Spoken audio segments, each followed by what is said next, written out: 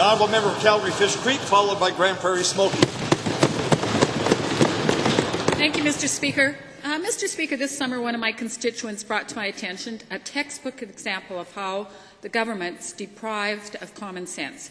For years, a group of church volunteers in from the cold have been preparing meals and feeding thousands of hungry and needy people in Calgary. But in August, they were threatened to be shut down by Alberta Health Services for making the grievous mistake of preparing the meals at home. To the Minister of Health, that's awful. Can you please explain how allowing AHS to shut down a dedicated group of volunteers will get Alberta any closer to addressing the issue of poverty and homelessness? Well, thank you, Mr. Speaker. I don't know the particulars of the specific situation that the honourable member is referring to. If she cared to provide those to me, I'd be very pleased to look into this and give her a specific answer. Honourable member.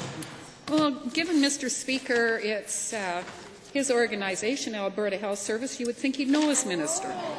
Given that volunteers in Raymond brought in food for the evacuees from Milk River during the wildfires this fall, would the minister please explain why the first government representatives on the scene of the disaster was AHS Food Police, turning away meals from the hungry evacuees? Well, Mr. Speaker, I'd be the first to agree with the honourable member that we don't want to do anything unnecessary to discourage volunteers who assist in situations such as the one that she described. But I'm sure she would also agree, Mr. Speaker, that government, through Alberta Health Services, has a responsibility to protect public health through the enforcement of reasonable standards, fair inspection processes, and appropriate appeal mechanisms for those who disagree with those decisions. That is what we offer, Mr. Speaker, and that's what we'll continue to offer to Alberta.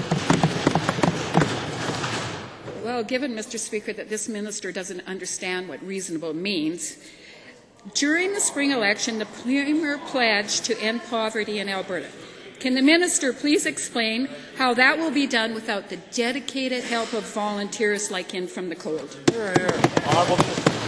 Well, Mr. Speaker, with all respect, I think the honourable member needs to be clear as to whether she wants to have a debate about public health standards, inspection processes and the like in this House, or whether she wants to have a discussion about the role of volunteers. I'm quite prepared to answer questions about both, but they are not mutually exclusive situations to which she refers.